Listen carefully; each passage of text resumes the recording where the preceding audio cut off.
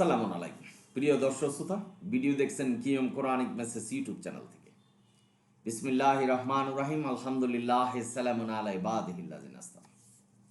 আজকের প্রসঙ্গ খুব গুরুত্বপূর্ণ বিষয় নিয়ে আলোচনা করছি। বিষয়টা হলো যে আমরা কিভাবে চূড়ান্তভাবে পথভ্রষ্ট হচ্ছি। নিজেকে যাচাই করতে হবে, নিজেকে সংশোধন করার জন্য, যাচাই করার জন্য আজকের ভিডিও। আমি কোরআন ভিত্তিক কোরআনের রেফারেন্স দিয়ে আলোচনা করছি। সূরা নিসা 166 নম্বর আয়াত। আল্লাহ এখানে বলছেন, যারা কুফরি করে এবং কোরআনের বিধানের যারা বাধা দেয় তারাই চূড়ান্তভাবে পথভ্রষ্ট ফাইনালি। এবার আসুন, চূড়ান্তভাবে পথভ্রষ্ট কিভাবে হচ্ছেন, নিজেকে কিভাবে প্রমাণ করবেন। আপনার ভিতরে কোরআন ছাড়া, কোরআনের সাথে সাংঘর্ষিক কোনো বিধান জীবন প্রতিষ্ঠার জন্য আপনি পরিচালিত করছেন কিনা। কারণ আল্লাহ শুধু কোরআন মানতেই বলেছেন। সূরা আনামের 153 নম্বর আয়াত। কোরআন ছাড়া আর অন্য কিছু মানা যাবে না। যদি আপনার ভিতরে কোরআনের পরিবর্তে অন্য কোনো বিধান থাকে, আপনি চূড়ান্তভাবে পথভ্রষ্ট হচ্ছেন। নিশ্চয়ই যারা কুফরি করে, সূরা নিসার 166 নম্বর আয়াত, এবং যারা কোরআনের বিধানের বাধা দেয়। কিভাবে বাধা দিচ্ছেন?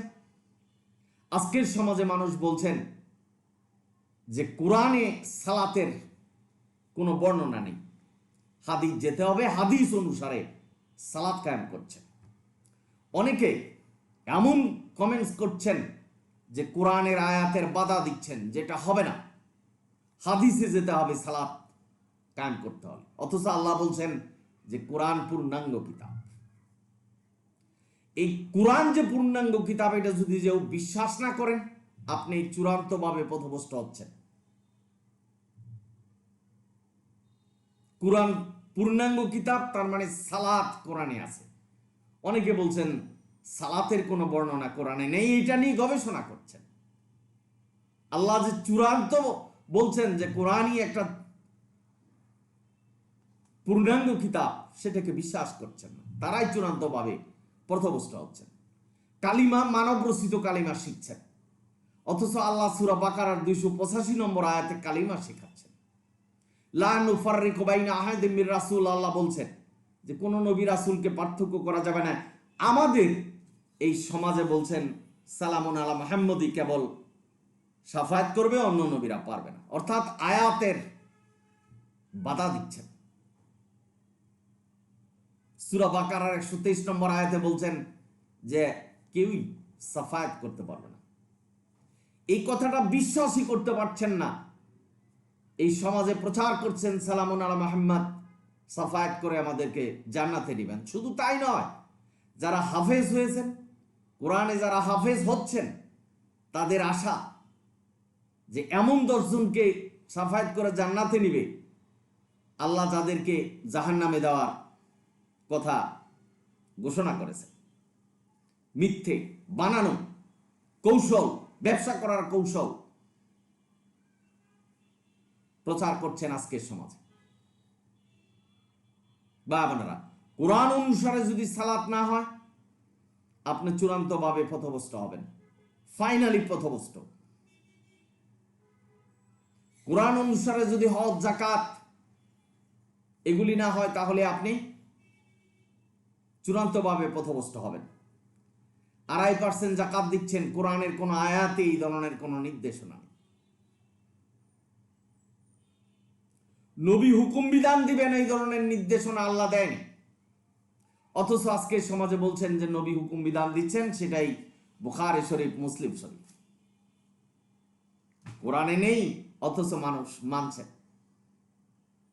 যারা কোরআনের পরিবর্তে, অর্থাৎ কোরআনের সাথে সাংঘর্ষিক কোনো বিধান মানছেন, তারা চূড়ান্তভাবে পথভ্রষ্ট হচ্ছে। আপনাদের মনে প্রশ্ন জাগতে পারে, আমরা তো ভালো কাজ করছি, কারণ আল্লাহ সূরা তওবার 36-37 নম্বর আয়াতে বলছেন আল্লাহর বিধান সুপ্রতিষ্ঠিত, সুনির্ধারিত। সুতরাং এটা মানুষ কর্তৃক পরিবর্তন করা যাবে না। যারা করছেন তারাই পথভ্রষ্ট, চূড়ান্তভাবে পথভ্রষ্ট। সুতরাং নিজেকে যাচাই করে নেন। আমি এখানে কোরআনের রেফারেন্স দিয়েছি, ভাই পড়ে নেবেন। আর কোরআনকে যারা বাধা দেয়, অর্থাৎ কোরআনে যে বিধান আছে এটার পরিবর্তে অন্য কোনো বিধান মানে, বা কোরআনের কথা বলে বলে যে শুধু এই বিধানে কাজ হবে না, হাদিসে যেতে হবে। আজকে সমাজে বলছেন সালাত নেই কোরআনে, সালাতের কোনো নিয়ম পদ্ধতি নেই, হাদিস থেকে মানতে হবে। চূড়ান্তভাবে পথভ্রষ্ট হচ্ছেন, কারণ কোরআনকে আল্লাহ পূর্ণাঙ্গ কিতাব বলেছেন। সূরা আনামের 38 নম্বর আয়াতে বলছেন কোরআনে আল্লাহ কোনো কিছুকে বাদ দেয়নি। এখন আল্লাহ বলছেন আমি কোনো কিছুকে বাদ দেয়নি, আপনি বলছেন সালাতই নেই কোরআনে, হাদিস যেতে হবে। চূড়ান্তভাবে পথভ্রষ্ট, এর কোনো বিকল্প নেই। বাবারা, আপনারা যারা শুনছেন, সুতরাং আমাদের অনুসরণীয় গ্রন্থ, একমাত্র গ্রন্থ হলো কোরআন। এই কোরআনের পরিবর্তে যারা হাদিস মানছেন, কোরআনকে পিছে ফেলে মানব রচিত হাদিস নিয়ে জীবন প্রতিষ্ঠা করছেন, তারা চূড়ান্তভাবে পথভ্রষ্ট হচ্ছেন। আল্লাহ কোরআনে সালাতের বর্ণনা দিয়েছেন। আমাদের জীবন প্রতিষ্ঠার যা কিছু প্রয়োজন সব কিছুর বর্ণনা আল্লাহ করেছেন, ব্যাখ্যা করেছেন। যা কিছু কল্যাণ, যা কিছু রহমত, সব কিছু কোরআনে আছে। সুতরাং এই কোরআন ছেড়ে যদি আমরা অন্যত্র চলে যাই বা বলি যে হাদিস মানতে হবে, তাহলে কোরআনের আয়াতের বাধা দেওয়া হবে। এই আল্লাহ এখানে সূরা নিসার 166 নম্বর আয়াতে বলছেন তোমরা চূড়ান্তভাবে পথভ্রষ্ট হবে যারা কোরআনের আয়াতের বাধা দিচ্ছে। আজকের সমাজে মানুষ কমেন্ট করছেন, কোরআনের বিরুদ্ধে কমেন্টস করছেন, যে আপনি যে সালাতের কথা বলছেন এই সালাত কোরআনে নেই, আপনি নিজে তৈরি করছেন। অথচ আমি কোরআনের রেফারেন্স দিচ্ছি, আয়াত আয়াত ধরে আপনাদেরকে বুঝিয়ে দিচ্ছি, তবু মানুষ এ কথাই বলছেন। এটার কারণটা হলো শয়তান, এবং বুঝতে হবে যে আল্লাহ হেদায়েত দেয়। সুম্মুম বুকমুন আপনাকে অন্ধ এবং বধির করে রাখবে। তো ভাই বোনেরা, আমি এই কথা বলে শেষ করছি যে শেষ একটা সুযোগ আছে, তওবা করে নেন।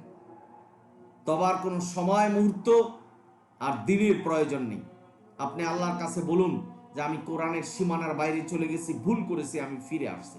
তওবা শব্দের অর্থ হলো ফিরে আসা। আপনারা তওবা করে নেন, কোরআনে যেই হুকুম বিধান আছে সেটাই অনুসরণ করুন। আজকের কিয়ম কোরআনিক মেসেজ ইউটিউব চ্যানেল থেকে এটাই আপনাদের জন্য মেসেজ। কোনো জোর নেই, কোনো কৌশল নেই। আল্লাহকে বলুন আমাকে হেদায়েত দান করুন, আল্লাহ হেদায়েত দিবে। কোরআন বুঝার ক্ষমতা আপনার ভিতরে চলে আসবে। কেউ কেউ বলছেন যে কোরআন নিয়ে আপনি গবেষণা করছেন, আরো গবেষণা করুন। অর্থাৎ তার কথা হলো যে কোরআনে সালাত নেই, আপনাকে হাদিসে যেতে হবে। পৃথিবীর এমন কোনো ব্যক্তি নেই কোরআনের আয়াতকে পরিবর্তন করতে। সূরা আনামের 38 নম্বর আয়াতে বলছেন আমি কোরআনে কোনো কিছুকে বাদ দেইনি। কোরআন ছাড়া যারা অন্য কিছু নিয়ে গবেষণা করেন, জীবন প্রতিষ্ঠা করেন, কোরআন ছাড়া অন্য কিছু নিয়ে, সে চূড়ান্ত পথভ্রষ্ট, সে কাফের। সূরা মায়েদার 44 নম্বর আয়াত আল্লাহ কাফের ঘোষণা করেছে। বা বোনেরা, আপনারা যারা শুনছেন, সুতরাং সূরা নিসার 166 নম্বর আয়াত অনুসারে জীবন প্রতিষ্ঠা করুন এবং আপনার জীবনকে যাচাই করে নেন। আপনি কোরআনের ভিতরে আছেন না কোরআন থেকে বাইর হয়ে গেলেন, আপনি কি চূড়ান্তভাবে পথভ্রষ্ট হচ্ছেন কিনা। এই ভিডিও আপনাদের সচেতন করার জন্য। নিজেরা বুঝে নেন, পড়ুন। আমি কোরআনের রেফারেন্স দিচ্ছি, সব পাবেন। আল্লাহ কোরআনে সব কিছু বর্ণনা করেছেন। এটা একটা পূর্ণাঙ্গ কিতাব। আপনি যদি বলেন কোরআনে নেই, হাদিসে যেতে হবে, ঠিক চূড়ান্তভাবে আপনি পথভ্রষ্ট হবেন। কারণ আল্লাহ কোরআন পূর্ণাঙ্গ। আপনারা সকলেই ভালো থাকুন, সুন্দর থাকুন, ইসলামের পথে থাকুন। আল্লাহ যেন আপনাদের হেদায়েত দান করে। আলহামদুলিল্লাহ রাব্বিল আলামিন। সালামুন আলাইকুম।